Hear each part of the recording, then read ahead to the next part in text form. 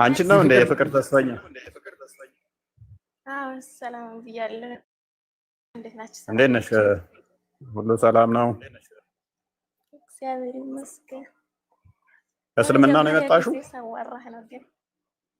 አዎ። ኦኬ። ከእስልምና የመጣሽ ነሽ? አዎ ያው ማለት እኔ ማመስገን አልችልም። በጣም ነው የማመሰግነው ከጨለማ ስለወጣኝ። ወይኔ ለምን እንትን ትያለሽ? ችግር የለውም። መልካም። ዋናው መልሽልኝ። አላወራም አልሽኝ እኮ ላውራት። እኔ ትፈቅድልኛለህ? አያት ታወሪያለሽ። ቆይ ችግር የለውም። አንቺም እንትን ስለምትይ ችግር የለውም። የፍቅር ተስፈኛ ዋናው አንቺ መድኃኒትሽ ነው። ሀያት እንደ እህትሽ አንቺም ከጨለማ የምወጭበት ሩቅ አይሆንም፣ ቅርብ ነው። ዋናው ተስፋችንም አላማችንም እቅዳችንም እናንተ እኔ አብጃለሁ። አልሐምዱሊላህ አልሐምዱሊላህ። ሀያት ተረጋጊ። ያው እህትሽን አስገባንልሽ አይደለ? ሲጀመር እህት አብደሻል። አንቺ እኮ በቃ አብደሻል። ወላሂ ለአዚም ኖ እኔ በዚህ ማውራት እራሱ አልፈለኩም ነበር። እሷን በውስጥ አልመልስ ስልክ አላነሳ ስላለችኝ ነው እንጂ ጥያቄ ካሉሽ እኮ አንቺም ትጠይቂያለሽ። ችግር የለውም። አንቺም እርግጠኛ ነኝ ከጨለማ ትወጫለሽ። እና አሁን እኔ እና አንቺ ደግሞ እዚህ ልንሟገት ነው ወይስ ምንድን ነው? እሺ አዎ አብጃለሁ እንበልና አብጃለሁ እና በምን ልታድኑ ይፈልገሽ ነው? በመስቀል ነው? በጸበል ነው? ወይስ በየትኛው እምነት ልዳን? እስልምና ውስጥ በሆነ ነው። አሁን እዚህ ገብተሽ አትረብሽ። ለማንኛውም እኔ እና አንቺ ዝም የምንሟገትበት አይደለም። ለማንኛውም ሰላም ብዬሻለሁ እህቴ። በነገራችን ላይ ብታስተምሩልኝ ደስ ይለኛል። ታላሽ እህቴ ነኝ። ኦኬ። ታናሽሽ ነች? ታናሽሽ ሆነ ትማራለች ነች? ትማራለች። ታናሽ እኔ። መልካም። የታንሽና ወሬ ምስኪ ምንድን ነው?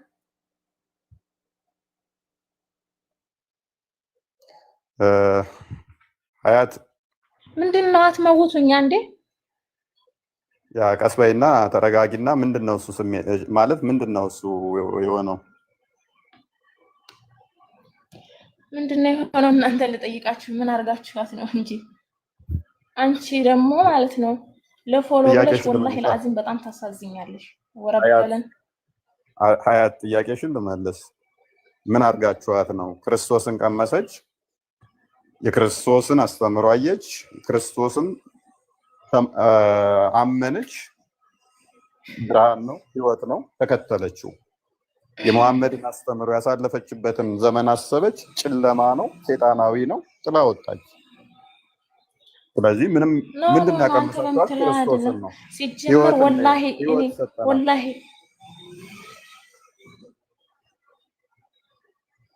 ሀያት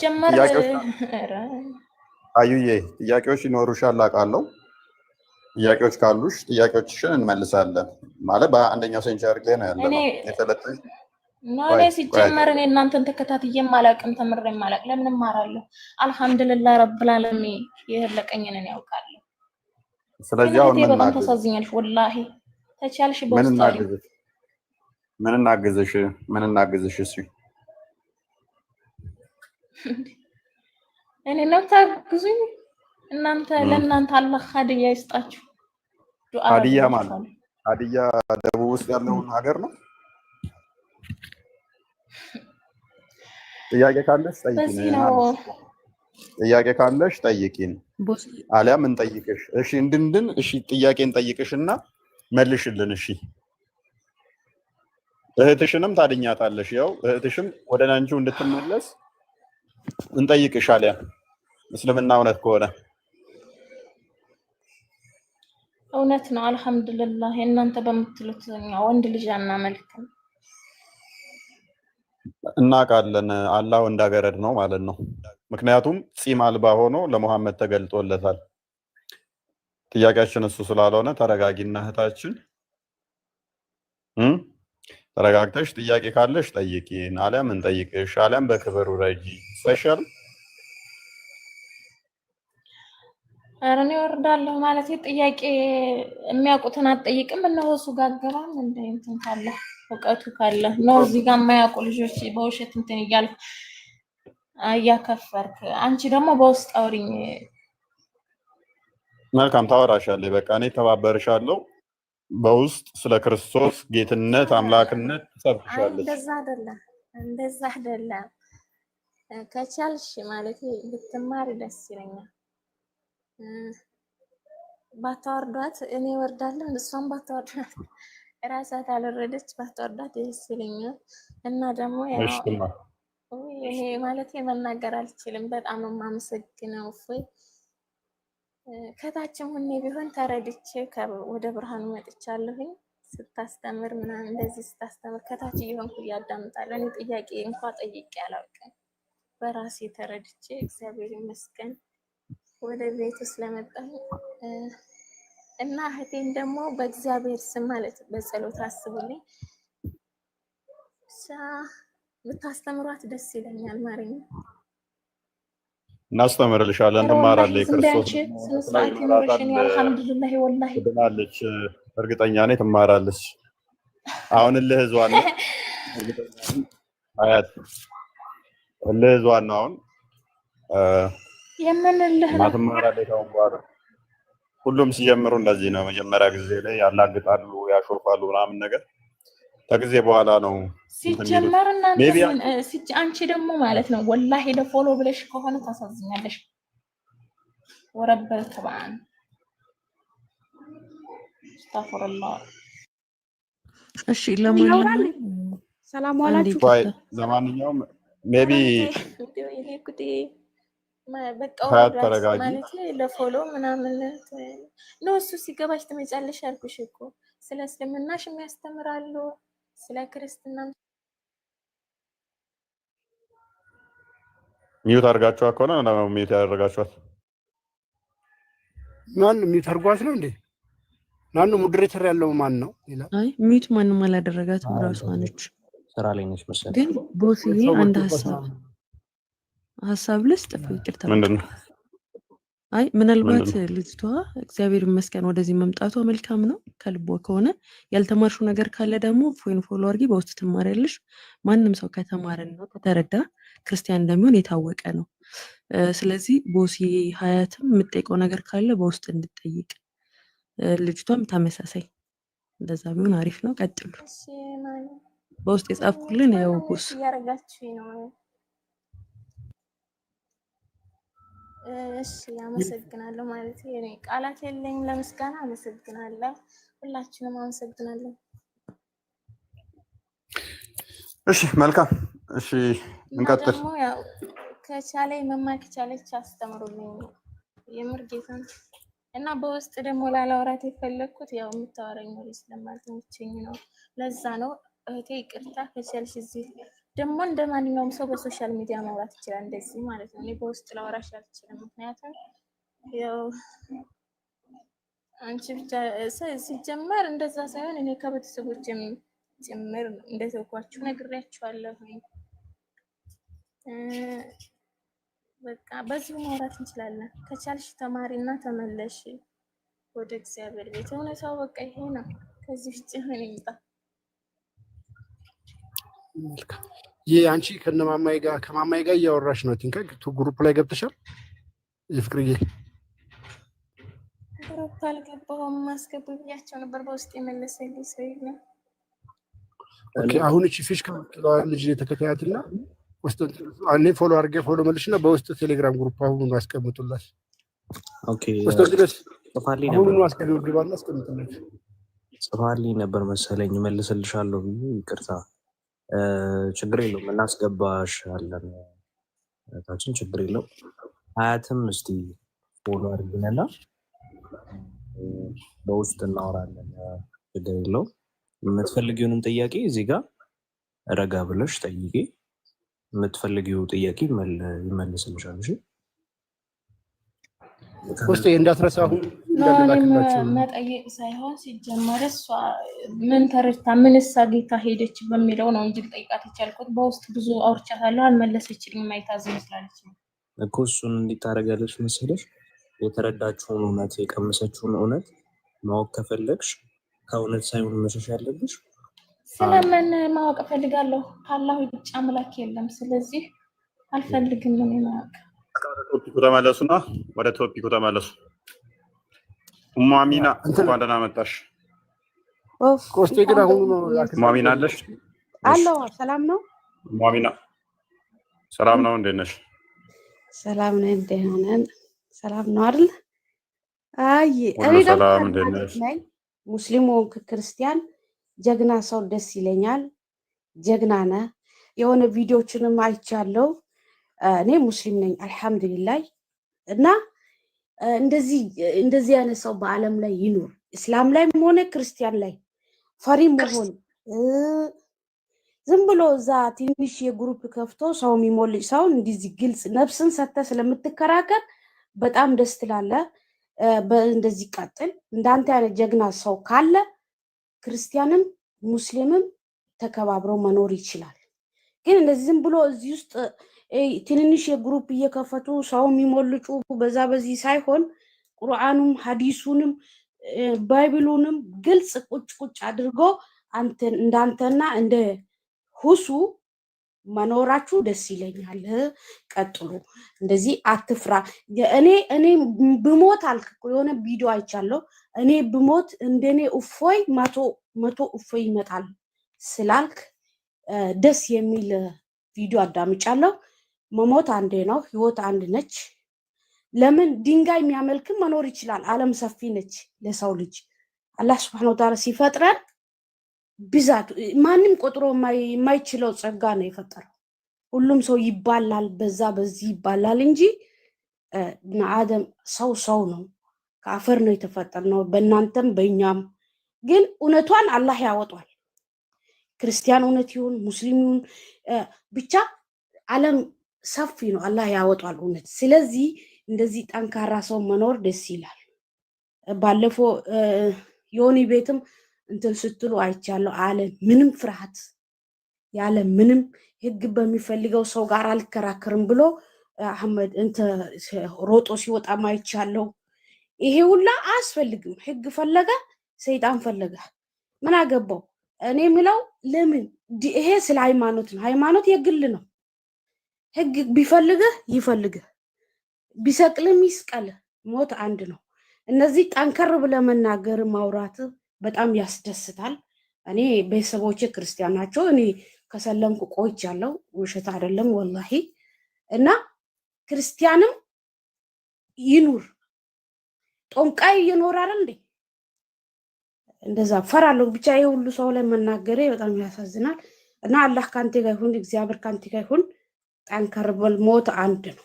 ደስ ይላል። እንደዚህ በአለም ላይ ሲኖር እውነቱ ይወጣል ብዬ አስባለሁ።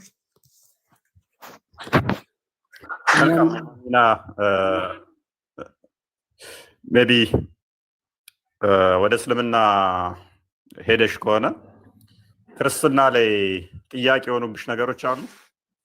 አይ እኔ በልጅነቴ ነበርክ እስልምና የተቀበልኩት። በልጅነቴ በ8-9 ዓመት ይሆናል። ከእስላሞች ጋር ነበረ በስልምና ያደግኩት እና አልሐምዱሊላህ ስለ ክርስትና አልዋሽም፣ አውቀው ነገር የለም። ልጅ ሆኜ አስታውሳለሁ ቁርባን ምናምን ሲባል ትንሽ ነገር መቅመሳቸው ያችን ምናምን ነው ማስታውሰው። ቤተሰቦቼ ክርስቲያን ናቸው፣ እስላም ነኝ። ቤተሰቦቼ ጋር ሲሄድ ምንም ጥላቻ የለም፣ ፍቅር ነው እና ይሄ ደስ ይላል ነው ምለው። ለምን ማንም ማፈር የለበትም፣ ሁሉ እኩል መኖር አለበት። ግን ትንሽ በቃ ሁለታችሁን ብትከባበሩ ለህዝቡ ስትሉ ለፈጣሪ ስትሉ እና የሚያሳፍር ነገር ስታነቡ አለ አይደለ ሰሂህ ነው ወይ ባጥል ውሸት ነው ወይ ብለው በግልጽ ከኡስታዞች ጋር የሆናችሁ ብሎክ ሳትደራረቡ ብታስተምሩን ደስ ይለናል። እና አንተም ጠንካራ ነህ፣ እንደ ሁሱ አይነትም ጠንካራዎች አቡ ዛክር ነው፣ እሱም በጣም ጠንካራ ሰው ነበር። ያው አሁን ቀነስ ያለ ነው። በርቱ ነው ማለት። እስልምና ክርስትና ላይ ያልከኝ ምንም ጥያቄ አልነበረኝም። መጥፎ ነገር አላየሁም፣ አይዋሽም። እስልምና ላይ ስላደግኩኝ በቃ እስልምና ላይ እስካሁን አለው። ምንም የጎደለብኝ ነገር የለም። አልሐምዱሊላህ ሰላት ያምረኛል፣ ደስ ይለኛል። ሲሰግድ ስለሚደሰት ቁርአንም ትንሽ ቀራለሁ። አልሐምዱሊላህ ሃይማኖት የግል ነው። ምንም ችግር የለም። እየኖረ ነው። መልካም። እሺ ጥያቄዎች ምናምን ሲኖርሽ በነፃነት መተሽ ልትጠይቂኝ ትችያለሽ። ያው አንዳንዴ ደስ ያሉን ነገሮች ትክክል ላይሆኑ ይችላሉ። የሄድንባቸው መንገዶች፣ ያለንበት መንገድ፣ ያለንበት ሃይማኖት እውነት አንድ ነች። እውነት ብዙ ቦታ ልትሆን አይችልም። ተቃራኒ በሆነ ሁኔታ ላይ እውነት 2-3 ሊሆን አይችልም። ተቃራኒ ሆነው አንዲት እውነት ከሆነች ያችን እውነት መፈለግ ደግሞ ግድ ይለናል አይደለ? ናም صح እውነት ነው። ያ ስለዚህ ተከታታይ ጥያቄዎች ሲኖሩሽ በቀበይ ስናወጣ ከእግዚአብሔር የሚያጎላው ነገር የለም፣ የሚጨምርም የሚቀንስበት ነገር የለም። አንድ ሰው ከእስልምና ወጣ የሚጨምርበት የሚቀንስበት ነገር የለም። ግን አንዳንቴና እንደውሱ ጠንካራ ሰው መኖር ለማንኛውም ይጠቅማል ለማለት ነው። የወጡም ወጡ፣ የገቡ ገቡ። እናንተ ብቻ ጠንከር ብላችሁ አስተምሩ። ለአላህ ስትሉ፣ ለፈጣሪያችሁ ስትሉ፣ ለህዝብ ስትሉ በኋላ ሰላም መንገድ ተመካከር፣ ተወያዩ፣ እኛን አስተምሩን። እንደዛ ነው የሚለው ያለው ባለበት ቢጸና መራሱ ትምህርት ጥሩ ነው።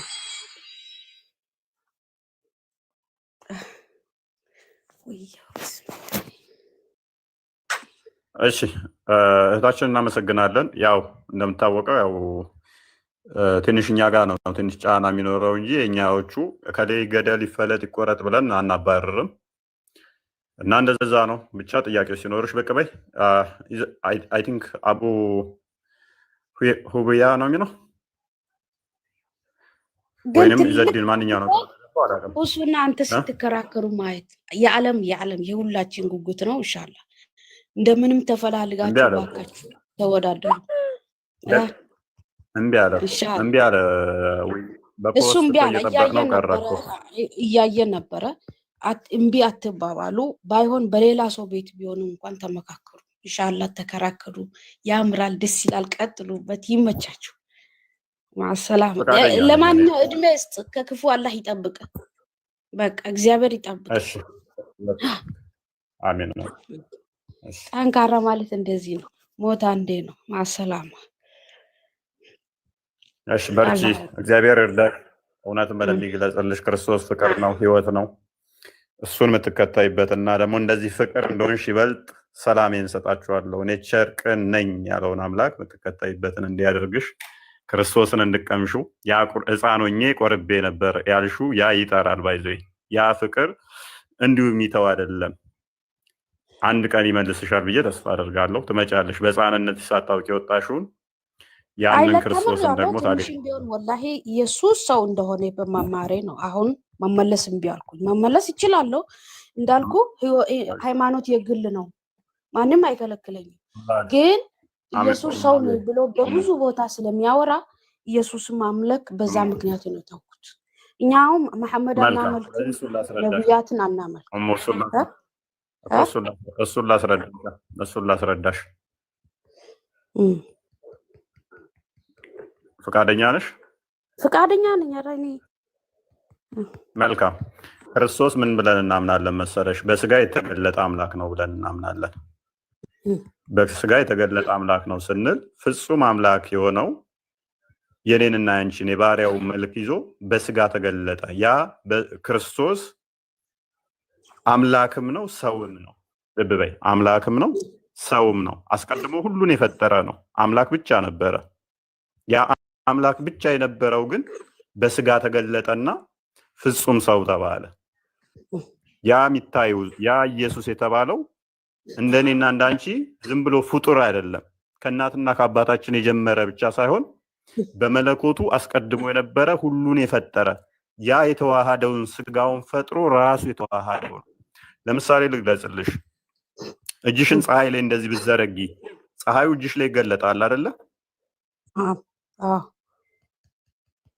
ፀሐይ መጨበጥ ትችያለሽ በእጅሽ እንደዚህ ስለ አጨብጭም ፀሐይን አይደለ? ፀሐይ የሚጨበጥ አይደለም፣ ብርሃን ነው። ብርሃኑ እንደዚህ እጅሽን ስለዘረጋሽ ብርሃኑ እጅሽ ላይ ይገለጣል። ሳህ አይቻልም፣ ሳህ አይጨበጥም፣ ይገለጣል። መልካም። ያ እጅሽ ላይ ሲገለጥ ነው ፀሐይ የጀመረው መኖር ማለት እንችላለን ወይንስ አስቀድሞም ፀሐዩ ነበረ? ከእጅሽን ከመዘርጋትሽ በፊት ፀሐዩ ነበረ። እጅሽን ስትዘረጊ ግን እጅሽ ላይ ፀሐዩ ተገልጧል አይደል? አዎ። ክርስቶስ በስጋ ልክ እጅሽን ፀሐዩን እንዲህ ስትዘረጊ ፀሐዩ እጅሽ ላይ እንደተገለጠው በስጋ ተገለጠ። መገለጥ ነው። አምላክ አይታይም በይ፣ አይነካም በይ፣ አይዳሰስም በይ፣ አይመታም በይ፣ አይጨበጥም በይ፣ ግዙፍ አካል የለውም። ነገር ግን ያንን የኔንና አንቺን የባሪያው መልክ ሲይዝ በስጋ ሲገለጥ ያ መለኮት ተዋሃደው። አስቀድሞ መለኮት ብቻ ነበር ክርስቶስ። በመለኮት ብቻ የነበረው ግን ስግው ቃል በስጋ ሲገለጥ መለኮት ስጋ ውስጥ ተዋህዶ ተገለጠ ማለት ነው። ከዛ የሚታይ ሆነ፣ የሚዳሰስ ሆነ፣ የሚነካ ሆነ። ገባሽ እያልኩሽ ያለሁት? እየገባኝ። አስቀድሞ ሁሉን የፈጠረ ነበረ። አንዴ ክፈትላት፣ አንዴ ክፈትልን መጽሐፍ ቅዱስ። መጽሐፍ ቅዱስ መክፈት ትችላለህ? ዮሐንስ ወንጌል ምዕራፍ 1 ላይ እሱ ላይ ግን ኢየሱስ የሚል የለም እግዚአብሔር እንጂ። መልካም ኦኬ፣ እናየዋለን። እሺ በመጀመሪያ ቃል ነበር ይላል አይደለ? ቃል ነበር። ቃልም በእግዚአብሔር ዘንድ ነበር ይላል አይደል?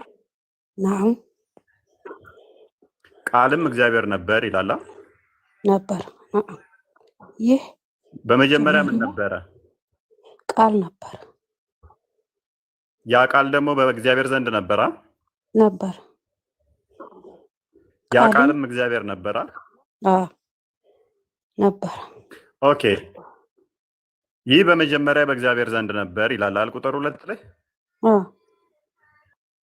ቁጥር 3 ላይ ቁጥር 3 ላይ ሁሉ በእርሱ ሆነ። በማን ነው እርሱ የተባለው? ማን ነው? ቃል ነው አይደለ? እግዚአብሔር ነው። ቃል ነው።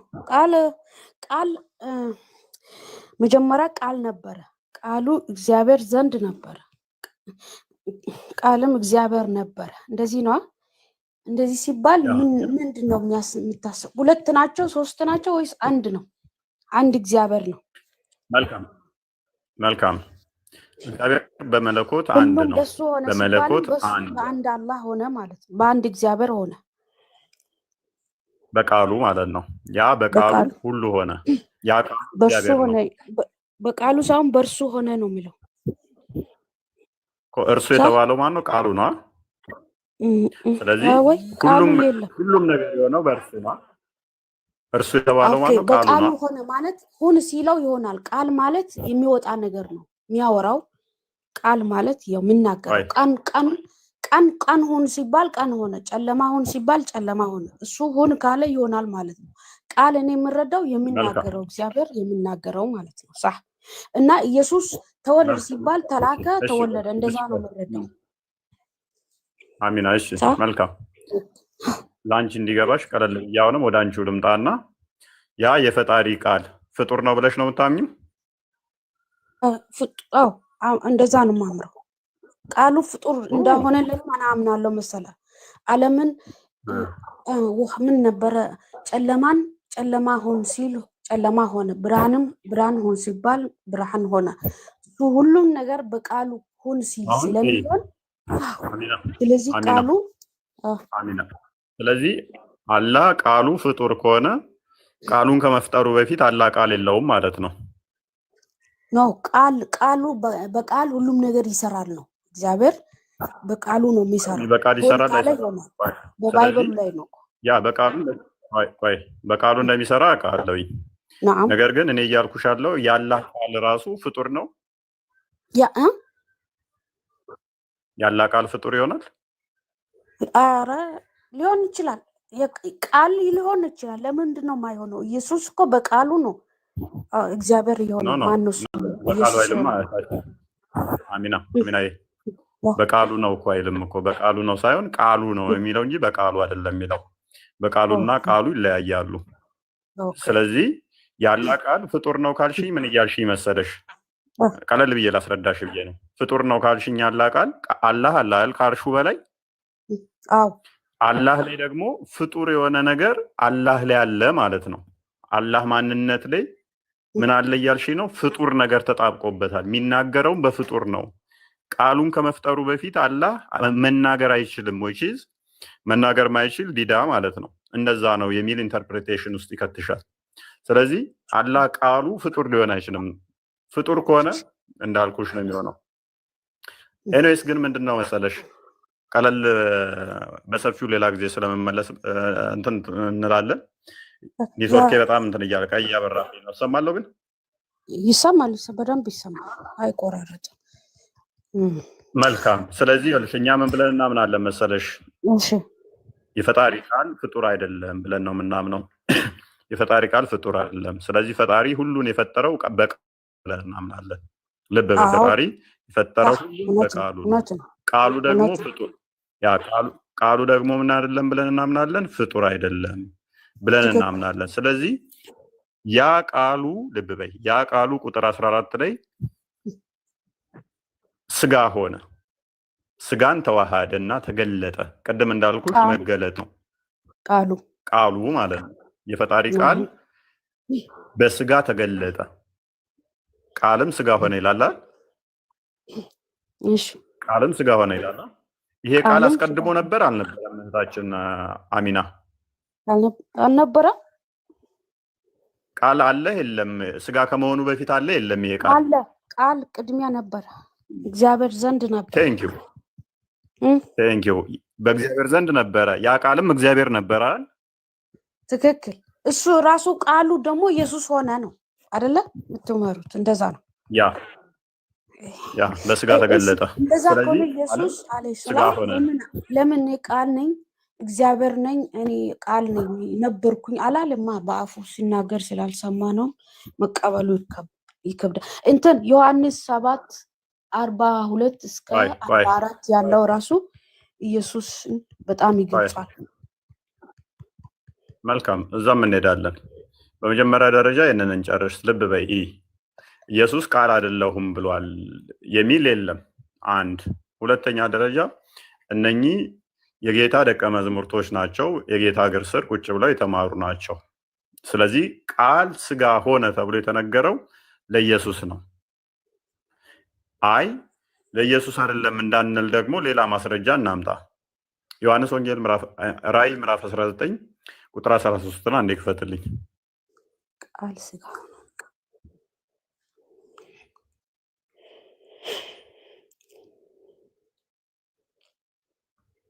ቁጥር 13 ላይ እሺ፣ ቁጥር 12 ምን ይላል? 13ቱ ነው የሚታየኝ። እሺ፣ አይኖቹ እንደ እሳት ነበልባል ናቸው፣ በራሱ ላይም ብዙ ዘውዶች አሉ። ከራሱም በቀር አንድ እንኳ የማያውቀው የተጻፈ ስም አለው። በደም የተረጨ ክርስቶስ ለኛ እንደተሰቀለ እንደሞተ እናምናለን። እኛ በደም ቤዛ እንደሆነን እናምናለን። የተቀረጸ በደም የተረጨ ልብስ ተጎናጽፏል፣ ስሙም የእግዚአብሔር ቃል ተብሎ ተጽፏል ብሎ ምስክር ይሰጠናል። በደም የተረጨ ልብስ የተጎናጸፈው ማን ነው? ክርስቶስ ነው። ኢየሱስ ነው። ይሄ ስለሱ አይደለም። ቃል ኢየሱስ አይባልም፣ የእግዚአብሔር ቃል አይባልም ካልሽን ቃል ከዚህ በላይ መረጃ ልናመጣልሽ አንችልም።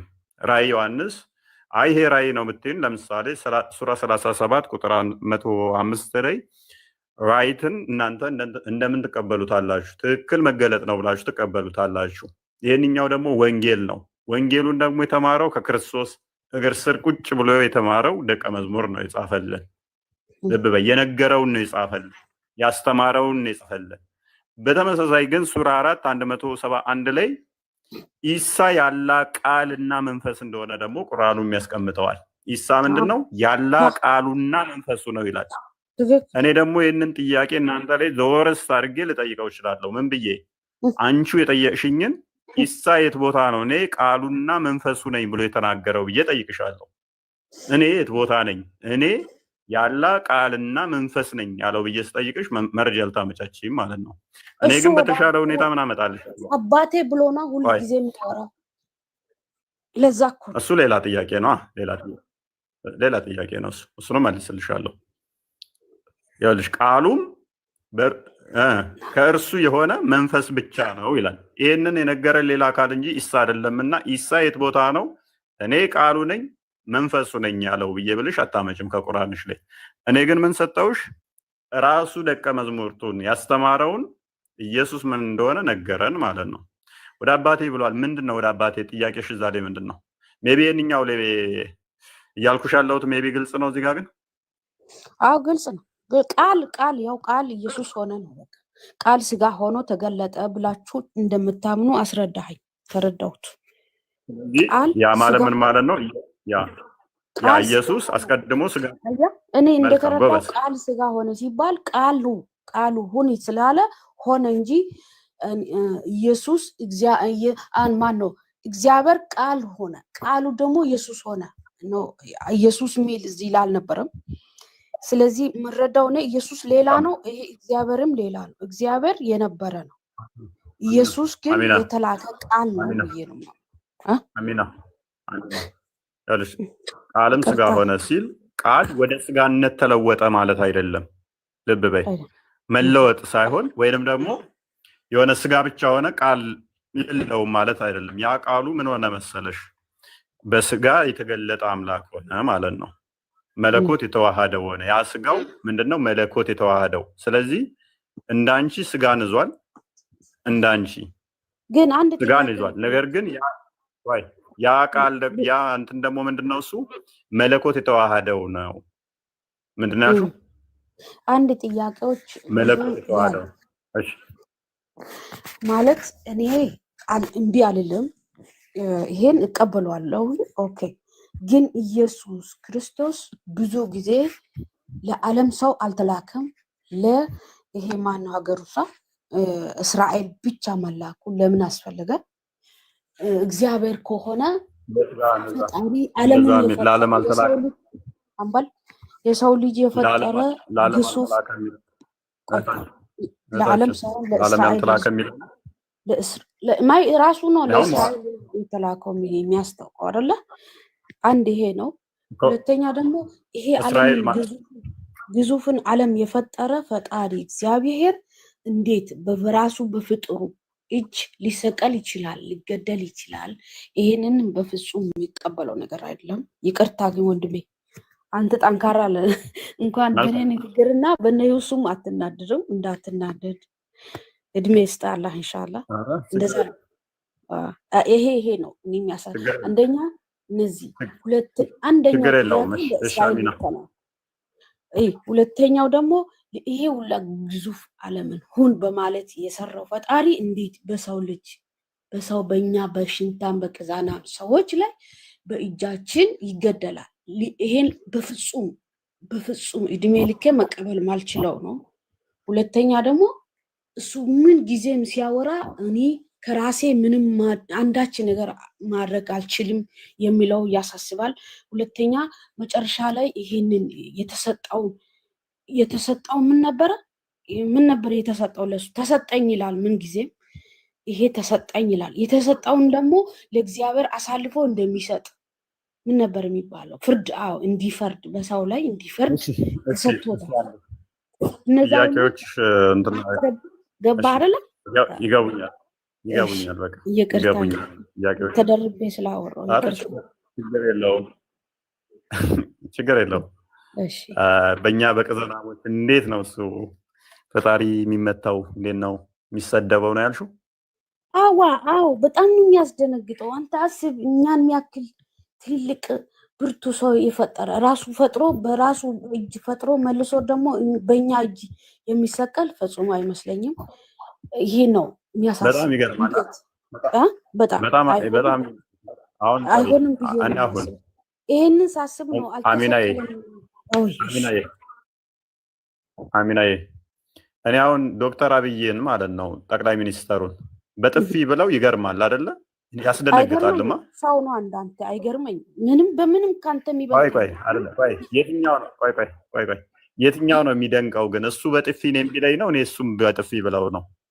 እኔ ሁለታችሁ በጥፊ የምትመታቱ አይገርመኝ። ፈጣሪ ግን በጣም ይደንቃል። ወላሂ አንተም ሰው ተወለድከን፣ እሱም ሰው ነው። በምን በዚች በኩርሲ እንደ ሰውኛ አሁን ባሰብሽው አሚን አንቺ ባሰብሽው እኮ ያ ልክ ነሽ። በሰውኛ ክብር ግን አትሊስት እኔ ዶክተር አብይ አህመድን በጥፊ ስመታው ቢታይ በጣም መነጋገሪያ ነው የሚሆነው አይደለ? ይደነቃል እንጂ መነጋገር ጀግና ትባላለህ እንጂ የሚደነቀው ደግሞ እኔ ጀግና የሚደነቀውና ጀግንነቱ እንትን የሚባለው ግን ዶክተር አብይ በሚሰጠኝ ምላሽ ነው። እኔ በጥፊ መትቸው እሱ እኔን እቅፍ አድርጎ ምን አስቀይሜህ ነው ብሎ ሳም ቢያደርገኝ እሱ ነው የሚመሰገነው ይበልጥ እኔ ነኝ። በዚህ አታመሳሰል። ፈጣሪ ድንቅ ነው። በዚህ ማመሳሰል አንችልም። ለምን እናንተ ሁለታችሁ ሰው ናችሁ። ስለዚህ ማመሳሰል አልችልም። የዋ ሰው ነው እንጂ የሚለው በዛ ሳም አድርጎ አቅፎ ቢስም የዋ ሰው ነው እላለሁ እንጂ ፍጽሞ ካንተ አብልጬ አላይ። ይሄ እግዚአብሔርና ሰው እናንተ ሁለታችሁ ሰው ናችሁ። እግዚአብሔርና ሰው ማገናኘታችሁ ትክክል ነሽ። እኔም እያልኩሽ ያለሁት ሞር ለአይምሮ ስለ ትትና ነው የሚያወራሁት ያለሁት። የትኛው ነው ትትና ሞር የሚገዛው? ምክንያቱም ዶክተር አብይ እኔን ቢመታኝ ምንም የሚደንቅ ነገር አይደለም ካለው ፖዚሽን አንጻር ማለት ነው። ጂስማሽ ሰው ላይገረም ይችላል።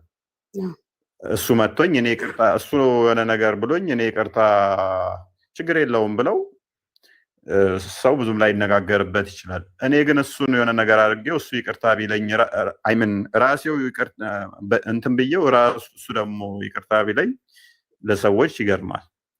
ክርስቶስ ምን መሰለሽ ፍጹም አምላክ እንደመሆኑ ፍጹም ሰው ነው። ቤዛ ሊሆነን ነው የመጣው ቤዛ ሊሆነን ነው አንድ የመጣው። ሁለተኛ ደግሞ ለምን መሰለሽ ሊያስተምረን ነው የመጣው። ትትናን ሊያስተምረን ነው የመጣው። እኔ ፈርዘር ቤዛነት ላይ ከመሄድብሽ አሁን ሞርላንቺ አሁን ስለ ትትናው ልንገርሽ። ትትናን ሊያስተምረን ነው የመጣው። ምክንያቱም ሰዎች ምን ማድረግ አለባቸው የሚለውን ሊያስተምረን ነው የመጣው። ወንድም እሱን እምቢ አይደለም። ትትና አለው ጥሩ ነገር አስተምራ ተልኳል። ወላሂ እሱ ቀበላለሁ እኮ አለይሂ ሰላም ድንቅ ሰው ነው። አሚና ይሄን ፓርት ፈጣሪ አይደለም ለማለት ነው እንጂ እሱ ቀበላለሁ። አሚና ብትሰሚ ደግሞ መልካም ነው። እስኪ እፎይ ደግሞ ያውራና አዳምጪው እስኪ ቀጥል እፎይ። ምክንያቱም ድንቅ ነው ቀበላለሁ ካልሽ አንዴ ክፈትልን። እሱ ሊያስተምረን የመጣው ምንድነው? እሱ ምሳሌ ሊሆነን የመጣው። ምሳሌ ሊሆን ከሆነ ደግሞ የእስልምናን አስተምሮ ያፈርሰዋል።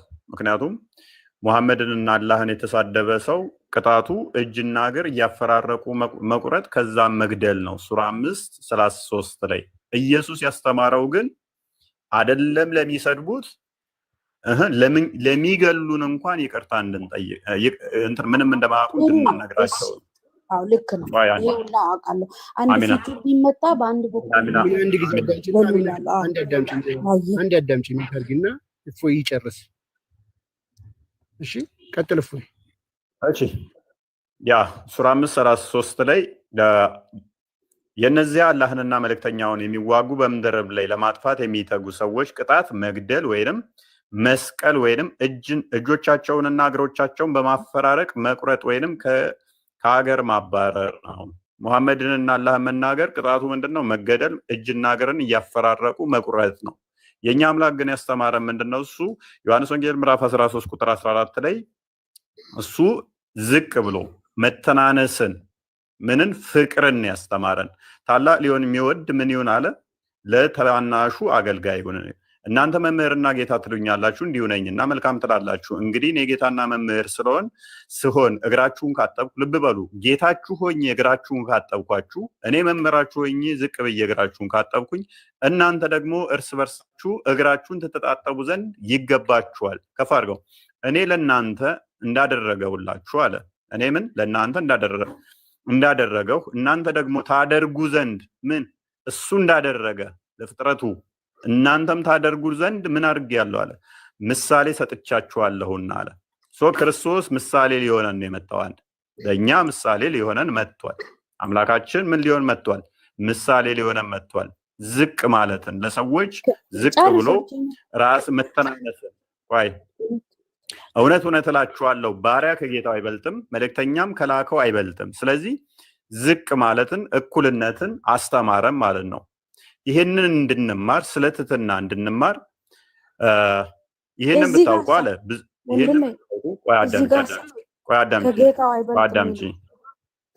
እኮ አይበልጥም ማለት እኩልነት ነው። በማንነት ይለያያሉ ማለት በእንትን በኢሴንሳቸው ይበላለጣሉ ማለት አይደለም።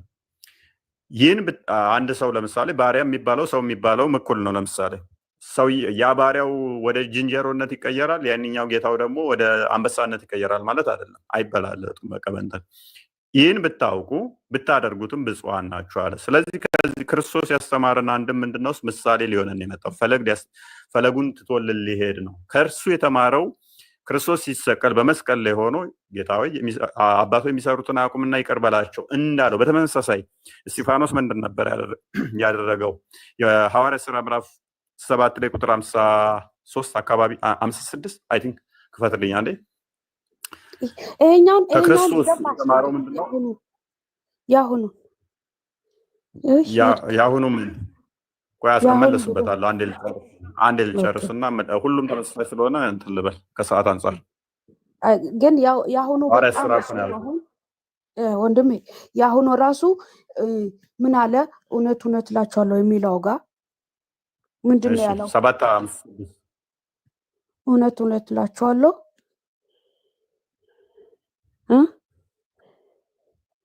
እሺ እንመልሳለን አንዴ። ኦኬ እስጢፋኖስም ልብ በይ። እስጢፋኖስም ጌታ ኢየሱስ ወይ ነፍሴን ተቀበል ብሎ ሲጣራ ይወግሩት ነበረ። ተንበርክኮም ነፍስን መቀበል የሚችለው አንድ አምላክ ብቻ ነው፣ ክርስቶስ ብቻ ነው። እስጢፋኖስም ጌታ ኢየሱስ ሆይ ነፍሴን ተቀበል ብሎ ሲጣራ ይወግሩት ነበር። ተንበርክኮም ጌታ ሆይ ይህን ኃጢአታቸውን አትቁጠርባቸው ብሎ በታላቅ ድምፅ ጮኸ። ይህንንም ብሎ አንቀላፋ። ሳኦልም ምንድነው እሱ ኦቨርኦል እስጢፋኖስ ታሪክ የሚነግረን አስቀድሞ ኢየሱስ ምን አለ? እናንተ ጌታና መምህር ትሉኛላችሁ፣ እንደዚሁ አድርጉ ብሎ ፍቅርን፣ ትሕትናን ምሳሌ ሊተውላቸው እንደመጣ ነገረን። እስጢፋኖስ ይህንኑ ጌታ ሆይ ብሎ ልብ በሉ፣ እናንተ ጌታ ትሉኛላችሁ፣ መምህር ትሉኛላችሁ፣ እንዲሁ አድርጉ ግን ብሎ ነበረ። ክርስቶስ በመስቀል ላይ እንዳደረገው እስጢፋኖስ ደግሞ ለሚወግሩት ምን አይነት ፍቅርን የሰበከው? ተንበርክኮ ለሚወግሩት እንኳን ኃጢአታቸውን አትቁጠርባቸው ይቅር በላቸው እያለ ለወጋሪዎቹ ጸሎት ያደርግ ነበረ፣ ምህረትን ይለምን ነበረ። ስለዚህ ክርስቶስ ያስተማረን በተግባርም ነው። አምላካችን ያስተማረን በምንድን ነው? በተግባር ምን ማድረግ እንዳለብን። ልክ ሱራ 5:33 ላይ እንዳየነው እኔን ከተናገሩ ቁረጧቸው፣ ፍለጧቸው፣ ረዷቸው፣ ከሀገር አባሯቸው አይደለም። አምላክ በስጋ ተገልጦ ምንድነው ያስተማረን? ለጠላቶቻችሁ ምን አድርጉ? ምህረትን ለምኑላቸው። ይህንን በተግባር አስተማረን ማለት ነው። ይህንን ያደረጉበት በጉልበት ነው። አሚና በጉልበት ያደረጉበት ይመስልሻል? ክርስቶስ ላይ በኃይል ይመስልሻል? አይመስለኝም። ግን በየቦታ ስታነበው እኔ አሁን ክርክሬ ምንድነው? እግዚአብሔር አይደለም ነው ኢየሱስ፣ ሌላ ነገር አይደለም። እቀበላለሁ የእሱን ትህትና፣ መልካምነት። ኢየሱስ መልካም ነገር ማስተምሩን አልተው እረዳለሁ። ቆይ ሌላው ሰዓት ትግቢ። ቆይ አታስቢ ከማስፋትሽ በፊት ያነሳሽው አሁን ያነበብከው ላይ ራሱ የሆነ ነገር ተረድቻለሁ። እሱ እግዚአብሔር እንዳልሆነ ማለት ነው። ተልኮ መልስላት። ነብይነቱን ነው እንጂ እኔ እኮ አሁን የእሱ ትህትና የለውም እያልኩ አይደለም። የትኛው ነብይ ማለት ምን ማለት ነው? ነብይ የተላኩ ነብይ ማለት የተላኩ ለመልካም ነገር የተላኩ ናቸው። እንደነ ሙሴ አይነቶች ማለት ነው። መልካም እሺ፣ ምንድነው እሱ ታዲያ ጥያቄሽ? ክርስቶስ ይኸውልሽው በስጋ የተገለጠ አምላክ ነው ስንል ክርስቶስ ከአባቱ ዘንድ ተልኮ መጥቷል ከአባቱ ዘንድ። አዎ ያ መልካም ከአባቱ ተልኮ መጥቷል ማለት ግን ልክ እንደነ ሙሴ እንደነ አብርሃም ማለት አይደለም። እንደዛ አንቺ ማነሽ? ከየትኛው መጽሐፍ ላይ ያነበብሽ እንደዛ የሚል? በዚሁ አሁን ካነበብነው ላይም እኮ እሱ እያለ ነው እኮ እሱ ጌታ ትሉኛላችሁ የሚለው ቦታ ላይ ቅድም እውነት እውነት እላችኋለሁ የሚለው ላይ ብዙ ቦታ የተነሳቸው። አሚና አንቺ ጌታ ትይዋለሽ ኢየሱስን? ጌታ እለዋለሁ፣ ጌታ ይባላሉ። ሙሴም ጌታ ተብሏል። ብዙ አንብቤም በኋላ ብዙዎቹ ይሄ ዮሐንስ ማንም ሐለራ ዮሴፍም ጌታ ተብሏል። ጌታ ይባላሉ። ምን ላይ የተባለው? ምን ላይ የተባለው ያሉበት ቦታ እንትን ባሌዝም አውቃለሁ እና ጌታ ብሩክ ይባላል። ጌታና አዳምጪ። እሺ ምን ገባ? በመጀመሪያ ምን ዘናል መሰለሽ ቃል እንደነበረ አውቀሻል አይደለ? በመደዛ እኮል ተፈቀደለት ነው። አይ ያወራሽ ነው። ቃል እንደሆነ አውቀሻል። አሚና ሚዩት ነሽ። ቃል እንደሆነ ተማምነናል አይደለ? ቃል እንደሆነ አምነናል። ኢየሱስ ቃል መሆኑ አምናለሁ። ቃል ነው። በስጋ እንደተገለጠም አምነናል። ኖ በስጋ ተገለጠ፣ ግን ቃል ነው፣ ተልኮ ነው፣ ነብይ ነው ብዬ ነው ማምነው። ቃል እንደሆነ ተማምነናል። ቃል እንደሆነ ተማምነናል። ሁሉም ነገር በቃል እንደሚሰራ አምናለሁ። በቃል ይሰራል የሚለውን እሺ፣ መረጃ በቃል ነው የሚሰራው መረጃ መጽሐፉ ማይለው ለምን ትያለሽ? መጽሐፉ ማይለው ለምን ትያለሽ? እሷ በቃል አንድ ነገር አይሰራም። ይሄ ቀን ሁን ሲባል የሆነው አይልማ አሚን አይልም እንደዛ እሺ አይልማ። ብቻ እኔ ኢየሱስ ሰው ነው ብዬ ነው ማምነው። ይቅርታ አድርግልኝ ወንድሜ፣ አትቆጣኝ። ለምን ፍጹም ሰው ነው ይላል፣ እሱ ያስፈራኛል። ፍጹም አምላክ ነው የሚለው ግን ቢሆንም ብዙ ቦታ ላይ ተልኬያለሁ ይላል። እኔ ከራሴ አንዳች ነገር አልሰራም፣ ከላከኝ ፈርዳለሁ ምናምን የሚለው ላይ አሁን ያለሽ ብዙ ጥያቄዎች አይምሮሹ ላይ ይዘሻል። ጥያቄዎቹ ግን ምንድነው ያልሽ? አዳምጪ፣ ይገባኛል። ብዙ ጥያቄዎች ስለያሽ እነኛ ሁሉ ጥያቄዎች መልስ የሌላቸው መስሎሻል። እንደዛ እየተሰማ ፊል እያደረግሽ ያለሽ አይ ነው። ሁሉም ጥያቄዎችሽ ግን በጣም ቀላልና የሚመለሱ ናቸው። ግን ምንድነው እሱ ከአንዳንድ ማላመድ ትችያለሽ ወይ ሊከብድሽ ይችላል። አይ ነው። ምክንያቱም ጥያቄ ብቻ ስለተሸከምሽ ማለት ነው። ለመልሶቹ ምን ያህል ዝግጁ ነሽ አላያቅም። መላክ ሲባል ቅድም አልኩሽ እኮ መገለጥ ነው። እኛ ልሽ አምላክ በሁሉ ቦታ የሞላ ነው ብለን እናምናለን።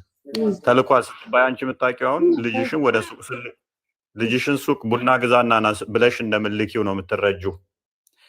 ቡና ገዝቶ ሊመጣ ሲሄድ ከቤት ውስጥ ይጠፋል፣ ቤት ውስጥ አይኖርም፣ ሱቅ ነው የሚኖረው። ሱቅ ቡና ገዝቶ ሲመጣ ደግሞ አንቺ ጋር ይመጣል አይደለም? እንደዛ ነው መላክን የምትረጂው። እኛ መላክን ደግሞ የምንረዳው እንዴት መሰለሽ? መገለጥን ነው የምንረዳው፣ በመገለጥ ማለት ነው። ለምን መልካም፣ ለምን ቆንጆ ነው። ምክንያቱም እግዚአብሔር መንፈስ ነው። ዮሐንስ ወንጌል ምዕራፍ 4 ላይ እንደሚናገረው ቁጥር 24 አካባቢ እግዚአብሔር መንፈስ ነው። መንፈስ ደግሞ በሁሉ ቦታ የሞላ ነው። በሁሉ የሞላ ከሆነ ቃሉ በሁሉ ቦታ ያለና በሁሉ የሞላ ነው፣ በሁሉ ያለ ነው። ስለዚህ ተላከ ሲባል ለእኛ የሚታየን ሲገለጥልን ያ መገለጡን ለእኛ መታየቱን ምን እንለዋለን? መላክ ብለን እንረዳዋለን። አሁን አገኘሽኝ? አገኘሁ። ዞሮ ዞሮ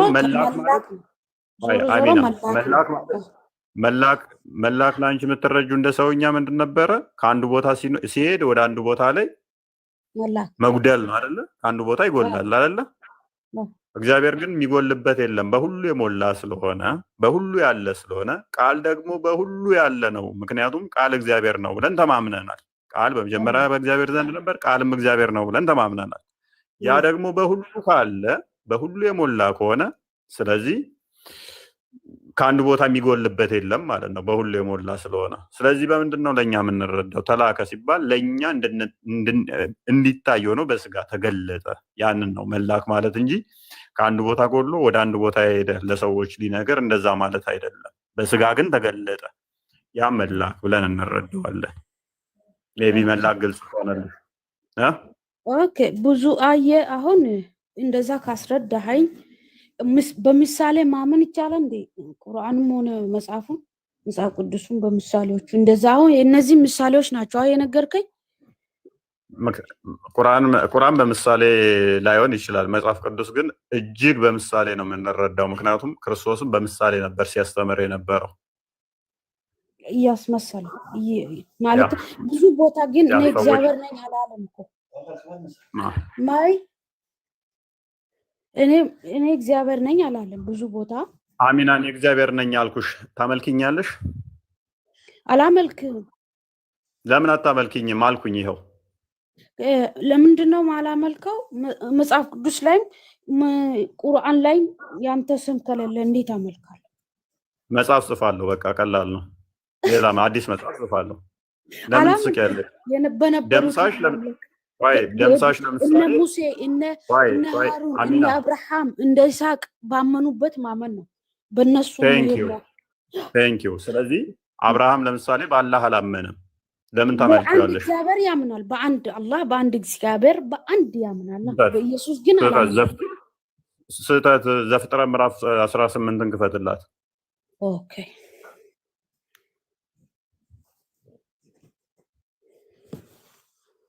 አላህ ለአብርሃም ተገልጦለታል አይቶታል አብርሃም አላህና አብርሃም ተገናኝተው ነበረ አላውቅም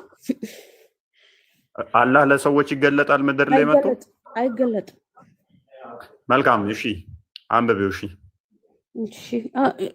እየሰራው ነው አንብቡልኝ ያዳማጥኩ ነው በቀትርም ጊዜ እርሱ በድንኳን ደጃፍ ተቀምጦ ሳለ እግዚአብሔር በመምሬ ያድባር ዛፍ ተገለጠለት አይኑንም አነሳ እነሆ 3 ሰዎች በፊቱ ቆመው አየ ባያቸውም ጊዜ ሊቀበላቸው ከድንኳኑ ደጃፍ ተነስቶ ሮጠ ወደ ምድርም ሰገደ እንዲህም አለ ማን ተገለጠለት ነው የሚለው እግዚአብሔር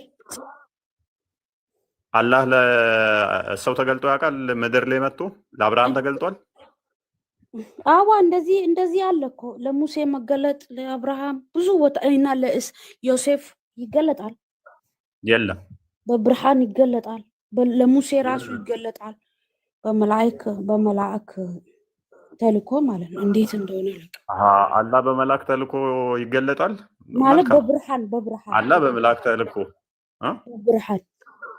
በብርሃን ማለት ግን ማንም ሰው አያየውም እሱ ማለት ነው እኔ እያልኩሽ ያለው ለአብርሃም ያው 3 ሰዎች በ3 ሰዎች አምሳል ተገልጦለታል ኦኬ እንደዛ ነው ግን ኢየሱስ ታይቷል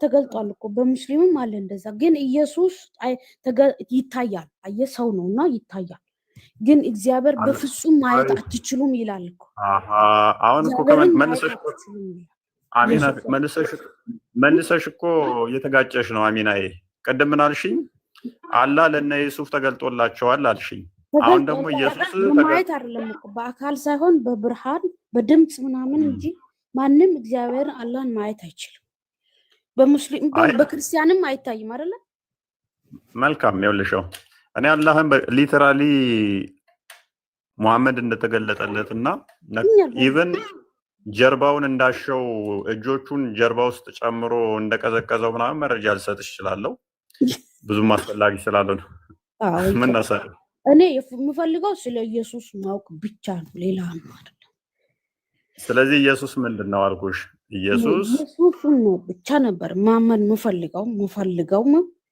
እና አሚና የሙሐመድ ሰለላሁ ዐለይሂ ወሰለም አላህ እንደማይገለጥ እንደማይታይ ኢየሱስ ያስተምራል ወይስ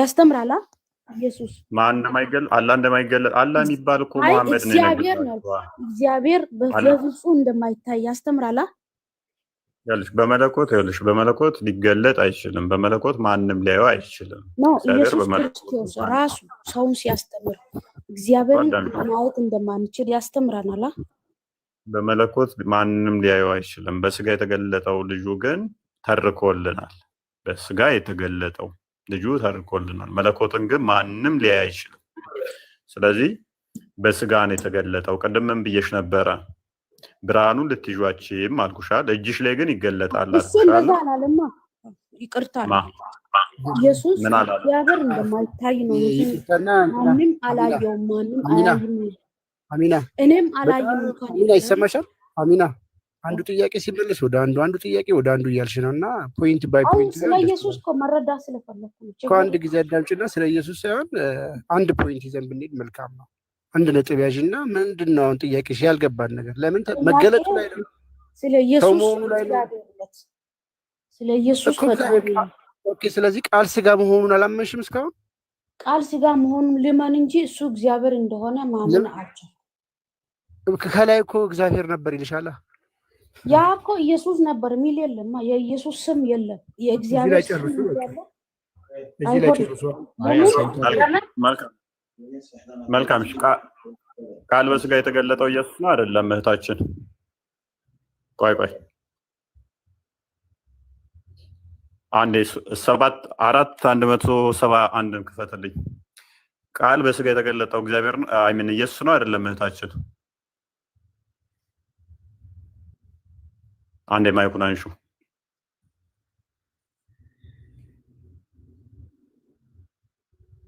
አሚና ሚዩት ነሽ። ሚዩት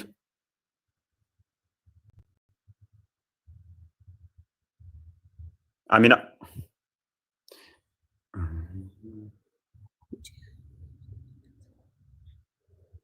በስጋ የተገለጠው ቃል ኢየሱስ ነው አይደለም?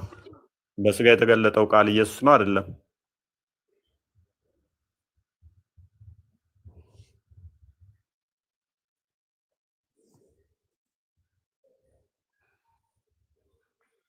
አሚና እኔ ልጠይቅ ወንድም ጥያቄ አለኝ። እሷ ትጨርስ ሚውተርክ ወጣች። ምክንያቱም ቁርአኗን እንዲህ ባንክ ታደርገዋለች ማለት ነው። ለእኛ ተስማሚ እኮ ነው። ቃል እግዚአብሔር አይደለም ካለችን ኢየሱስ አይደለም ራሱ እንትኑን ተፈለገች ራሱ የተናገረበት ታመጣዋለች እዚህ ጋር። ምክንያቱም ኢሳ ቃሉ ነው ይላል። ቃሉም ከእርሱ የሆነ መንፈስ ብቻ ነው ብላ ታምናለች ቁርአኗ ላይ። ኤኒዌይስ አብዱል ነስር። አቤት። እኔ ጥያቄ አለኝ። ሚስራ ትቀድማለች መሰለኝ። ሚስራ ይሰማል? አሁን ቀደም ደንግጠሽ ነው የወጣሽው? ኖ እኔ መግባቴን አላወቅኩም እንጂ ቅድም እና ሳታውቂ ነበር የገባሽው? አንድ ጊዜ ጥያቄ አለኝ። እሺ የልጅቷ አልበቃ ብሎኝ ሰውየው ተጨመረበት። ቀጥሎሽ በቃ እስማችሁ ልጠይቀው። እሺ ቀጥል።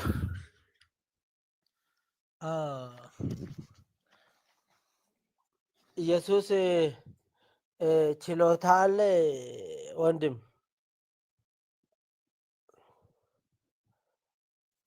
መፍጠርም ሆነ ችሎታ አለ ማለት ነው። ኢየሱስ ፈጣሪ ከሆነ ማለት ነው እንዴት ነው አልችልም ብሎ ይናገራል? ዮሐንስ 5:30 ላይ እኔ አንዳች ላደርግ አይቻለኝም፣ የሚሰማው ነው የሚፈርደው፣ ፍርዴም ቅን ነው ይላል። እንዴት ነው ፈጣሪ ከሆነ እንዴት ነው እንደዚህ ማለት የቻለው? ኦኬ ኢየሱስ ሰምቶስ እንደሚፈርድ ታምናለህ? እሺ ባጠለጣ አንዴ ክፍሉን ኢየሱስ እሺ ሌሴ በአንድ አባባል ኢየሱስ ከፈጣሪ ሰምቶ በህዝብ ላይ እንዳለ እንደሚፈርድ በቂያማ ቀን ወይንም ደግሞ ፈራጅ ያንለት እሱ እንደሆነ ታምናለህ? አውቂያ በምን በቁርአን ወይ በመጽሐፍ ቅዱስ ታምናለህ ወይ ነው?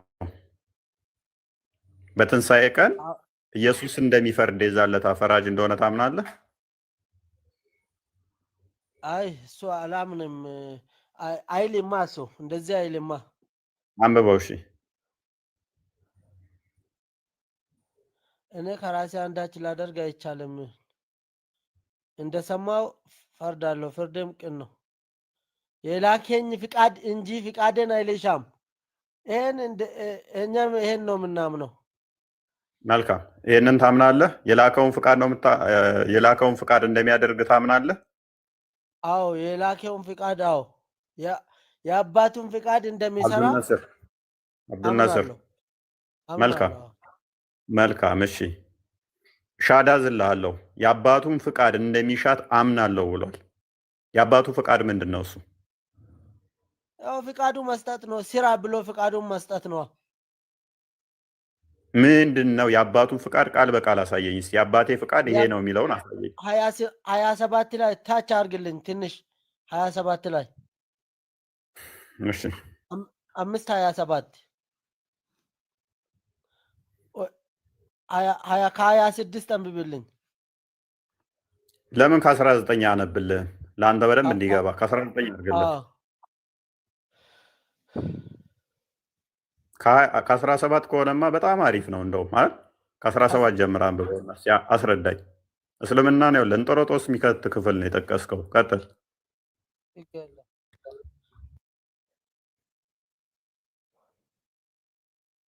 ቀጥል። አባቴ እስከ ዛሬ ይሰራል እኔም ይሰራለሁ። ኖ አንብበው ሙሉን። ማን ነው የሚለው? ኢየሱስ ብለህ ጀምር። የት? አዎ አንብቡ እናንተ አንብበው፣ ራስ አንብብ። አዎ ኢየሱስ ግን አባቴ እስከ ዛሬ ይሰራል እኔም ደግሞ ይሰራለሁ ብሎ መልስላቸው። አዎ መልካም። ቆይ በፍቃዱ ይሰራል። ዝቅ አድርገው። ኢየሱስ አባቴ እስከ ዛሬ ይሰራል እኔም ደግሞ እሰራለሁ ብሎ መለሰላቸው። አባቴ ያለው ማንን ነው? አንድ አምላክ ነው። አላህ አምላክ አባት መሆን ይችላል? እንደ እስራኤል ነው። አሁን መጽሐፍ ቅዱስ ስለሆነ አላህ መሆን ይችላል ወይ? አብዱል ነስር አላህ ሚስት ሳይኖረው አባት መሆን ይችላል? ልጅ መውለድ ይችላል? ቆይ አሁን መጽሐፍ ቅዱስ ላይ ነው አለን እንጂ ቁርአን ውስጥ የለንም። ይችላል ወይ ነው የምንናገረው? እግዚአብሔር ብለን ነው የምንናገረው ወይ አባት አብዱል ናስር አንተ ሙስሊም ነህ። እንደ ኤቴስታ ለማውራህ እንደ ሙስሊም ነው ማውራህ ነኝ። አላህ ምክንያቱም ይሄን ኢየሱስ አስተምሯል ብለህ ነው ያመጣኸው። እስልምናን ገደል የሚከት ጥቅሳት ትጥቀስ ብዬ ነበር። በቁርአን አባት የለንም። በቁርአን አባት አንትልም። ስለዚህ በቁርአን አባት እንልምኛ ቴንክ ዩ። ስለዚህ ሙሐመድ ከጊዜ በኋላ ያስተማረው አስተምሮ ከኢየሱስ አስተምሮ ጋር የሚለያይ ነውና አጋንንታዊ ነው እንላለን። አንድ በል። ሁለተኛ ኢየሱስ ግን አባቴ እስከዛሬ ይሰራል እኔም ደግሞ እሰራለሁ ብሎ መለሰ። አንድ ፍጡር ተነስቶ የተሰጠ ነገር ነው የሚሰራ። ቆይ አዳምጥ። ይሁን እንቀጥላለን። ቆይ አባቴ እስከዛሬ ይሰራል እኔም ደግሞ እሰራለሁ ብሎ የመለሰላቸው በሰንበት መስራትን ነው። እንደ እስልምና አስተምሮ አስቀድሞ በነበሩት በተውራት በኢንጅል ላይ ሰንበትን መስራት የሚችል ማን ብቻ ነው? ወደ ታች አንብቡልን። እሺ እስከ 19 አንብቡልን እንረዳለን። ቆይ ተፍጥር አስቀድሞ አይምን ሰንበትን መስራት የሚችል ማን ብቻ ነው? ይመልስልኝ። ሰንበትም እሁድም አንድ ነው። ማን ብቻ ነው መስራት የሚችለው? ሱራ 2:65 እንደ ክፈትልኝ። ታላህ በቀር ማንም አይሰራም። ካላህ በቀር ሌላው ከሰራ ወደ ጦጣና ዝንጀሮ ነው የሚቀይራቸው አላህ ራሱ። ይሄንን ቀን የሚሰራበት አላህ ብቻ ነው። ኢየሱስ ደግሞ ምን አለ? አባቴ ይሰራል እኔም እሰራበታለሁ አለ። ኦኬ እሱ ፍቃዴን አልሻም ብሎ አላ በራሱ ፍቃድ አይሰራማ። በቃ አዳምጥ። ከአሁን በኋላ እያንዳንዱን እስልምና እናፈርስብሃለሁ። እረፍ በቃ። ስታገሳችሁ ደግሞ እንትን አትበሉ። እንደዚህ ይላል አዳምጠው። እነዚያም ከእናንተ ውስጥ በቅዳሜ ቀን ልብ በል፣ በቅዳሜ ቀን አሳ በማጥመድ ወሰን ያለፉትንና ለእነርሱ ወራዶች ስትሆኑ ዝንጀሮ ሁኑ ያልናቸውን በእርግጥ አወቃችሁ ይላል። በቅዳሜ ቀን አሳ ስላጠመዱ ወሰን አልፈው ምን አደረጋቸው? ዝንጀሮ አደረጋቸው። በቅዳሜ ሰንበትን ባለማክበራቸው ማለት ነው። መልስልኛ ወደ ቁርአን መጽሐፍ ቅዱሱ። ሰንበትን መስራት የሚችለው ማን ብቻ ነው? ፈጣሪ ብቻ ነው ብሎ የሚታመነው በእስልምናው። ስለዚህ ኢየሱስ ምን አለ? አባቴ እስከ ዛሬ ይሰራል እኔም እሰራለሁ አለ። እስከ ዛሬ ከፍጥረት አስጀምር ፈጣሪ ፍጥረትን የፈጠረ እሱ ነው። አባቴ እስከ ዛሬ ይሰራል እኔም እሰራለሁ። ስለዚህ ሁሌ የሚሰራው ለማይክሮ ሰከንድ ባለማቋረጥ የሚሰራው ፈጣሪ ብቻ ነው። ፍጥረቱን በመመገብ በመጠበቅ በመግዛት ማለት ነው። ፈጣሪ በሚሰራው ልክ ፍጡር ኢየሱስ ነው የሚሰራው። አንድ ፍጡር ተነስቶ አላህ እስከዛሬ ይሰራል እኔም እሰራለሁ ማለት ይችላል ነስር አሚን አብዱል ነስር ጠርሴ አላ ማለት ይችላል ወይ? አንተ ተነስተህ አላህ ይሰራል እስከዛሬ እኔም እሰራለሁ አንተ የሆነ ስራ ትሰጠኛለህ ልበል አይልም ትሰጠኛል የሆነ ስራ ብለህ ከሰጠኝ ማለት ነው እኔ በአንተ ፍቃድ እሰራለሁ አንተ ካልፈቀድከኝ ደግሞ አልሰራም እንደዚሁ ነው መልካም እሺ እንቀጥል እሺ እንግዲህ ሰንበትን ስለሻረ ብቻ አይደለም ምን እንደሆነ ላሳየው እዚሁ መልሻውንም ላፍርስበት ያነሳው እንግዲህ ሰንበትን ብቻ ስለሻረ ብቻ አይደለም ነገር ግን ደግሞ ራሱን አንብበው ቀጥል ራሱን ከሚለው ጀምር አንብብልኝ እኔ ላንብበው ወይስ እሱ ያንብበው? እሱ ያንብብ አብዱል ነስር አንብብ ወደ ታች 19 እናንብሽ አንብብ ቅድሚያ ይሄንን ራሱን ከሚለው ጀምረህ አንብብልኝ የቱን ራሱን የሚለውን አንብብልኝ ራሱን ከእግዚአብሔር ጋር እሺ አስተካክሎ እግዚአብሔር አባቴ ነው ስላለ ስለዚህ አይሁድ ሊገድሉት መልካም አብዱል ነስር ራሱን ከእግዚአብሔር ጋር አሳንሶ አይ ፕሊስ ራሱን ከእግዚአብሔር አሳንሶ አባቴ ነው ያለው ወይንስ ራሱን ከእግዚአብሔር ጋር እኩል አስተካክሎ ነው አባቴ ነው ያለው?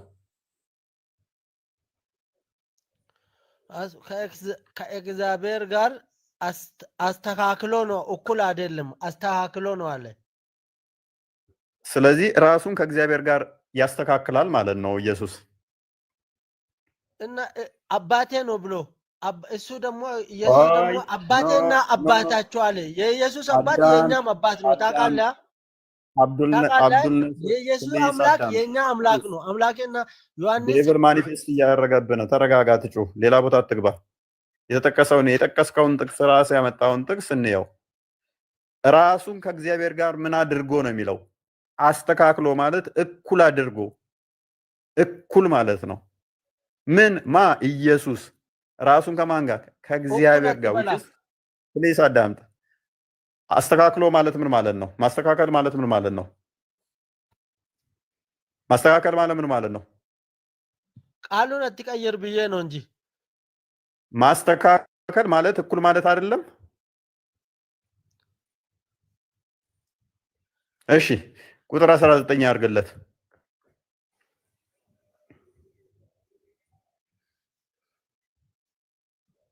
ስለዚህ ኢየሱስ መለሰ እንዲህም አላቸው እውነት እላችኋለሁ አብ ሲያደርግ ያየውን ነው እንጂ ወልድ ከራሱ ሊያደርግ ምንም አይችልም ያ የሚያደርገውን ሁሉ ወልድ ደግሞ ይህን እንዲሁ ያደርጋል ይላል ሙሐመድ አላህ የሚያደርገውን አይቶ ያደርጋል መትሄልኛል እኔ ጎበዝ እንደዚሁ ነው እኔም ያንተ ወጥመድ ውስጥ ለመግባት ነው የመጣውልህ በጣም ወጥመድ ውስጥ ከተኸኛል አንድ ፍጡር ተነስቶ አዳም አንድ ፍጡር ተነስቶ አብዱል ነስር አትሳቅ አንድ ፍጡር ተነስቶ ፈጣሪ ሲያደርግ ያየሁትን ነው ማደርገው ፈጣሪ የሚያደርገውን ያንን እኔም አደርጋለሁ ማለት ይችላል እንዴት ፈጣሪ እንዴት ነው ፈጣሪ እንዲያርግ ከሰጠው ያረጋል እኔ አልጠየቅኩም እንደዛ ብዬ ምክንያቱም እዚህ ጋር ምንድነው የሚለው እውነት እላችኋለሁ አብ ሲያደርግ ያየውን አለ እንጂ ወልድ ከራሱ ሊያደርግ ምንም አይችልም አለ ያ የሚያደርገውን አብ ማለት ነው የሚያደርገውን ሁሉ ግማሹን አይደለም የሚለው የተወሰነውን ሲሰጠው አይደለም የሚለው የሚያደርገውን ሁሉ ወልድ ደግሞ ይህን ያደርጋል አለ ምክንያቱም አባቴ እስከዛሬ ይሰራል እኔም እሰራለሁ ብሎ አባቱ ፍጥረትን ፈጥሯል እሱም እንደሚፈጥር ሁሉን አስገኝቷል እሱም እንዳስገኘ እየነገረን ነው እኩል አደርጋለሁ ምክንያቱም ራሱን ከማን ጋር አስተካክሏል ይላልና ከእግዚአብሔር ከአባቱ ጋር አስተካክሏልና ይላል እኩል ምክንያቱም ተተስተካከለ ደግሞ ያ አባቱ የሚያደርገውን ልጁም ያደርጋል እሱ ነው እየነገረን ያለው እንቀጥል አንተ የጠቀስከውን ስፔሲፊክ 30ኛውን ያልጥቀስ 30ኛው ሌሊድልህ እያንዳንዱን እንዲየበተንን እስልምናን እያፈረሰን እንሂድ ወይንስ ቁጥር 30 ሌሊድልህ አሁን ቆይ ይሄን አንድ ጊዜ ላንብበው አንድ ጊዜ አንብብ ይቅርታ አድርግልኝ። አንብብ። እሺ ስለዚህ ኢየሱስ መለሰ እንዲህም አላቸው፣ እውነት እውነት እላቸዋለሁ አብ ሲያደርግ ያየውን ነው እንጂ ወልድ ከራሱ ሊያደርግ ምንም አይችልም። እና አብ አምላክም ከሆነ ወልድም አምላክ ከሆነ ስልጣናቸው ይበላለጣል ማለት ነው። አውፈይ አልወጣኝም። አንብብና ጨርስ። እንዴት ለራሱ ማድረግ አይቻልም? አብ ሲያደርግ አይቼ ነው እንጂ ያለ ነው እኮ። ጨርሶ አንብብና ጨርስ። አይችልም ካለ ጨርሶ ወልድ ከራሱ ሊያደርግ ምንም አይቻልም። ቀጥሎ ያ የሚለውን ከዚህ ጀምረ ቀጥሎ የሚያደርገውን ሁሉ ወልድ ደግሞ ይህን እንዲያደርግ እንዲሁ ያደርጋልና እና በትእዛዝ ነው የሚሰራው። ትእዛዝ ማንም የፈጣሪውን ትእዛዝ ከተቀበለ ይሰራል። አብዱልነስር ትእዛዝ የሚለውን አሳየኝ እስቲ። እኔ አልተነበበልኝም፣ ከስርም ያሉት አላዩትም። ትእዛዝ የሚለው የትኛው ቃል ነው? አይደለም። ትእዛዝ የሚል የቱ ጋር ነው ያነበብከው? ዮሐንስ 5:30 ላይ ያለ ፍቃድ አላለም። እሱ ያለ ፍቃድ አላለም። እችኛዋን ሳታነብ ነው 30 የደረስከው። ወይኔ እኔ ጠንበለላለች ሴትዮዋ። 30 ላይ አድርግልኝ። እያንዳንዱን እስከ 30 ድረስ አፈርስብህ ነበረ። በዚህኛውም እኔ 30 ላይ ላድርግ። ጊዜ ለመግደል እናነባለን። እስከ 30 ወደ ታች አድርጎ 19 ላይ እስከ 30 እናነባለን። ተውኩልህ። ምክንያቱም ወደ 23:20 ከገባን ደግሞ ከመቃብር ድምፁን እንደሚሰሙት እንደሚፈርድ ምናምን እንደሚናገረው ፈራጅ ማን ነው? ከመቃብር ድምፁን የሚሰሙት ማን ነው? ከፈጣሪ ውጭ ማንም እንደሌለ በትንሣኤ ህይወት የሚሰጥ ኢየሱስ ብቻ እንደሆነ እዛ ላይ ያመጣልህና አምላክነቱን ነው ይበልጥ ማሳይብህ። ግን 30 ላይ ልምጣልህና ለአንተ ልስማማለህ። 30 ላይ ከቁጥር 28 ጀምሮ እንደዚህ ይላል፣ በመቃብር ያሉት ሁሉ ድምፁን የሚሰሙበት ሰዓት ይመጣል አለ። መልካም ያደረጉ ለህይወት ትንሣኤ፣ ክፉም ያደረጉ ለፍርድ ትንሣኤ ይወጣሉና በዚህ አትደነቁ። እኔ ከራሴ አንዳች ላደርግ አይቻለኝም። እንደሰማው ፈርዳለሁ፣ ፍርዴም ቅን ነው። የላከኝም ፍቃድ እንጂ ፍቃዴን አልሻምና አለ። አሁን ጥያቄያችሁ የእናንተ ምንድን ነው? እሱ የአብዱል ነስር ጥያቄ ምንድን ነው? እኔ ከራሴ አንዳች ላደርግ አይቻለኝም፣ እንደሰማው ፈርዳለሁ፣ ፍርዴም ቅን ነው። የላከኝም ፍቃድ እንጂ ፍቃዴን አልሻምና አለ። ስለዚህ ክርስቶስ ምን ብሎ ተናግሯል ነው? ከራሴ አንዳች ላደርግ አይቻለኝም፣ የላከኝም ፍቃድ ነው ማደርገው እንጂ ፍቃዴን አልሻም ብሏል። የኢየሱስ ፍቃድና የአብ ፍቃድ ይለያያል። ከራሱ ምንም ማድረግ አይችልም ነው ያንተ ጥያቄ አይደለ? አዎ። መልካም። እንዴት ፈጣሪ ከሆነ እንዴት ከራሱ አንዳች ነገር ማድረግ አይችልም? ፈጣሪ ከሆነ ፈጣሪ የፈለገውን ያደርጋል። እሱ ደግሞ ፈጣሪ ከሆነ ለምን የፈለገ ለራሱ አያደርግም? እሺ ልመልስልህ። ፍቃዴን አልሻም አለ፣ ከራሴ አላደርግም አለ። ሁለት ነገሮች፣ አንዳች ከራሴ ላደርግ አይቻለኝም፣ እንደሰማው እፈርዳለሁ፣ ፍርዴም ቅን ነው። እችን አሁን እንደሰማው እፈርዳለሁ የሚለው ቁጥር 19 ላይ አይተናታል። ቁጥር 23 ላይም አለች። የላከኝም ፍቃድ እንጂ ፍቃዴን አልሻም ይላል። የላከው ፍቃዱ ምንድን ነው? ታውቀዋለህ አብዱል ናሲር? ፍቃዱ የላከው ፍቃድ ማለት ነው። ሁሉም ነገር ላይ ስራ ሲሰራም ሲናገርም የራሱን ፍቃድ የአባቱን ፍቃድ መጠበቅ ነው።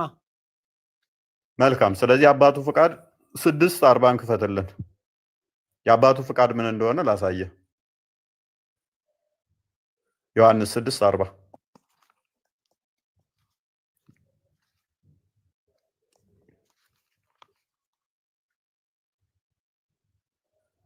አንብበው እስኪ። 6:40 እንደዚህ ይላል።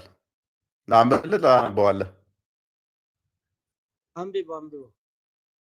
ልጅንም አይቶ በእርሱ የሚያምን ሁሉ የዘላለም ሕይወትን እንዲያገኝ እንጂ የአባቴ ፍቃድ ይህ ነው ይላል። የአባቴ ፍቃድ ምንድን ነው አለ? ልጅን አይቶ በእርሱ የሚያምኑ ሁሉ የዘላለም ሕይወትን እንዲያገኙ የአባቴ ፍቃድ ይህ ነው፣ እኔም በመጨረሻው ቀን አስነሳዋለሁ አለ። ቅድም ምን አለ? ፍቃዴን አልሻም። የማን ፍቃድ ነው ማደርገው አለ? የአባቴን ፍቃድ እንጂ አለ። የአባቱ ፍቃድ ምንድነው? የአባቱ ፍቃድ ደግሞ ምንድነው ስንል በልጁ እንድታምን ነው አለ። ልጁ ደግሞ ምን የሚያደርግ ነው? በመጨረሻ ቀን ከመቃብር የሚያስነሳ ነው። ከመቃብር የሚያስነሳት የሚችል ደግሞ ማን ነው? አንድ ፈጣሪ ብቻ ነው። አባትየው ፍቃዱ ምንድነው? በልጁ እንድታምን። ልጁ ፍቃዱ የሚፈልገው ምንድነው? የአባቱን ፍቃድ ማድረግ። አባቱ ደግሞ ፍቃዱ ምንድነው? እሱ በልጁ እንድታምን። ልብ በል፣ ልጅን አይቶ በእርሱ የሚያምን ሁሉ የዘላለም ሕይወትን እንዲያገኝ እንጂ የአባቴ ፍቃድ ይሄ ነው። የአባቴ ፍቃድ ምንድነው አለ? በእኔ እየሰማ ነው። በእኔ እንድታምን ነው የአባቴ ፍቃድ። ከዛስ በመጨረሻው ቀን አስነሳለሁ። የዘላለም ሕይወት እሱ እንደሚሰጥ ማመን፣ የዘላለም ሕይወት እንደሚሰጥህ በልጁ ማመን፣ ከመቃብር የሚቀሰቅስህ እሱ እንደሆነ ማመን የአባቱ ፍቃድ ነው። ፍቃዳቸው ይለያያል ወይ? ኔቨር። 17:10 ክፈትልኝ።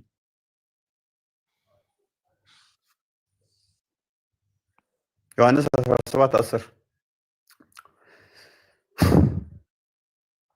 እንደዚህ ይላል ወንድማችን አብዱል ነስር፣ የኔ የሆነ ሁሉ ያንተ ነው፣ ያንተውም የኔ ነው፣ እኔም ስላንተ ከብሬአለሁ ይላል። የአብ የሆነ ሁሉ የወልድ ነው፣ የወልድ የሆነ ሁሉ የአብ ነው። ስለዚህ ልብ በል፣ ከራሴ አንዳች ማድረግ አይቻለኝም ሲል ቆይ ለእኔም የሰጠኝ ተራ የሰጠኝ ሄደ። እኔ እኮ አንተን አክብሬ ነው። ለእኔም ተራ የሰጠኝ ተናገር እንጂ እኔ አብዱል ነስር ቅድም እኮ ዝም አልክ እኮ 6:40 ላይ ፍቃዱን ጠይቄህ እኮ ዝም አልከኝ እኮ። አሁን ምን መሰለህ የውኑ ላይ ጥያቄ አለኝ። አሁን ምሳሌ አንተ በአልኮ ላይ ምን ብለን ነው የምናምነው ሲል መልስልኝ። ምን ብለን ነው? መልካም፣ ይኸው እንዲህ ይላል። አምላክ ብለን ነው የምናምነው ወይ የተላከ መልእክተኛ ብለን ነው የምናምነው? እሺ፣ ከቁጥር 39 እንደዚህ ይላል። ቁጥር 40 ላይ እንደዚህ ይላል። ያው ልጅን አይቶ አለ። ምን ይላል መሰለ? ልጅን አይቶ በእርሱ የሚያምን ሁሉ አለ። ምን ይላል? አንብበው። ልጅን አይቶ በእርሱ የሚያምን፣ ትንሽ ከፍ አድርገው። ልጅን አይቶ በእርሱ የሚያምን ሁሉ በምን እርሱ ማለት ልጅ ነው ወይ አብ ነው እኮ? አዳምጣ። እሺ፣ እዛው ይመልስልሃል። ልጅን ያለህ እኮ ነው። ልጅንም አይቶ በእርሱ ልጅ የተባለው ነው እርሱ የተባለው። ልጅንም አይቶ በእርሱ የሚያምን ሁሉ የዘላለም ሕይወትን እንዲያገኝ የአባቴ የአባቴ ፍቃድ ይህ ነው አለ። የአባቱ ፍቃድ ምንድን ነው? ልጅን አይቶ በእርሱ ማመን። እኔም አለ በእርሱ ማለት እኮ በእግዚአብሔር ነው። በእርሱ ያለ እኮ በእግዚአብሔር ነው። ልጁን አይቶ በእርሱ ማመን ማለት በእግዚአብሔር ማመን ነው። ልጅንም አይቶ እርሱ የተባለው ለመጀመሪያው ስም ነው የመጣው። እርሱ የሚመጣው ለመጀመሪያው ላልተጠቀሰ ስም አይመጣም። እርሱ ልጅንም አይቶ በእርሱ የሚያምን ሁሉ የዘላለም ሕይወትን እንዲያገኝ የአባቴ ደግሞ የሚለው መጣ። የአባቴ ፍቃድ ይህ ነው። እኔም አለ ወንድም እኔም አለ አምላክ ነው ብለሃል። እሺ አዳምጫለሁ አንድ ጊዜ። እኔም ያለው ማን ነው? እሱ ወንድማችን እኔም ያለው ማን ነው? የቱ ጋር ነው ያልከው? ያው በመጨረሻ ቀን እኔም በመጨረሻ ቀን አስነሳዋለሁ። ማን ነው ይሄን ያለው? ኢየሱስ ይሆን ሳይሆን ነው። ምክንያቱም እየተናገረ ያለው ኢየሱስ ስለሆነ። ስለዚህ አሁን አዳምጥ። በቃ እንደዚህ ከሆነ ይጋጫል፣ ወንጌሉ ይጋጫል እንዴ? ሌላ ቦታ ደግሞ አዳምጥ። አንደኛ ቆሮንቶስ ምዕራፍ 10 አዳምጥ፣ መልሰው ቃል። ስለዚህ ምንድነው እሱ የአባቱ ፍቃድ ልጁን አይቶ ማመን ነው። ልጁም ደግሞ ከመቃብር እንደሚያስነሳ ማመን ነው። ስለዚህ ቅድምም ብያችኋለሁ፣ የአብና የወልድ ፍቃድ ደግሞ ልዩነት የላቸውም። 17:10 እና እንደ ክፈትልኝ፣ ወደ ቅድሙ ተመለስ። እንዴት ወንድም ልዩነት አለ እንጂ በቀስ ማይከስ ነሰሰርሊ አንተን ጋር አንተ ማለት አይጠበቅብንም እኮ አይንህን ግንባር ካደረከው ማለት ነው። ማቴዎስ 24:36 እኮ ስለዛች ቀን ስለዛች ሰዓት አላቅም ይላል እኮ። ሌላ ቦታ አትሂድ፣ ሌላ ቦታ አትሂድ። ኦኬ የኔ የሆነ ሁሉ ያንተ ነው፣ ያንተውም የኔ ነው፣ እኔም ስለ እነርሱ ከብሬአለሁ ይላል። ሶ አንድ ፍጡር ተነስቶ የፈጣሪ የሆነ ሁሉ የኔ ነው ሊል አይችልም። ፍጥረት ሁሉ የፈጣሪ ነው። አንድ ፍጡር ተነስቶ ግን ሁሉ የኔ ነው ሊል አይችልም። ራሳችንም የራሳችን ስላልሆን ማለት ነው፣ የፈጣሪ ነን። ስለዚህ ኢየሱስ ምን አለ? ያብ የሆነ ሁሉ የኔ ነው፣ የኔውም ያብ ነው አለ። ሰው እንደሰማው ነው የምፈርደው ቢል የሰማው ምንድን ነው? የአብን ነው አይደለ? የአብ ደግሞ የማን ነው? የወልድ ነው። 16:15 እና እንደክፈትልኝ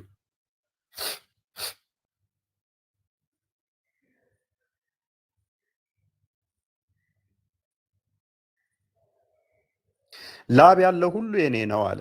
ስለዚህ ለኔ ካለኝ ወስዶ ይነግራችኋል አለው። አብ ያለው ሁሉ የማን ነው? የወልድ ነው። ልብ በሉ። አንድ ፍጡር ተነስቶ አላህ ያለው ሁሉ የኔ ነው አይልም፣ እንደ እስልምና ሁሉ ማለት ነው። ስለዚህ ከራሴ እንትን አይደለም ከአብ ነው ቢል የአብ ራሱ የማን ነው? የወልድ ነው። ታዲያ ምን እያለ ነው ጥቅሱ? 5:30 ምን እያለ ነው ሲባል ከአብ የተለየ አንዳች አላደርግም ነው። ከአብ የተለየ አላደርግም። የፍቃድ ልዩነት የለንም ነው። የፍቃድ ልዩነት የለንም። ፍቃድ የአብና የወልድ ፍቃድ አንዲት ስለሆነች ማለት ነው። የተለየ ፍቃድ የለንም ለማለት ነው። ከአብ የተለየ አንዳች አላደርግም ነው። አንዲት ፍቃድ ስላለች ማለት ነው። የአብ የሆነ ሁሉ የወልድ ስለሆነ የወልድ የሆነ ሁሉ ደግሞ የአብ ነው እና እንደዛ ነገር ምንድነው መዳረቅ ሆነ እንዴ? ዝገት ሆነ አዛገ በጣም እና አሪፍ ትምህርት እየተማሩ ነበረ። አንደኛ ቆርጦስ ምናምን ማለት አልጨፈረም እንዴ? ዝገት አደረገው እና እስኪ ደግሞ እንጠይቃቸው። ቶፒካችን ደግሞ ላይ እንግባ። ደግሞ አሁን ትንሽ ስለ ቁርአን ብንሄድ መልካም ነው ብዬ አስባለሁ። ካልደከመ ጊዜ ካለ ቦስ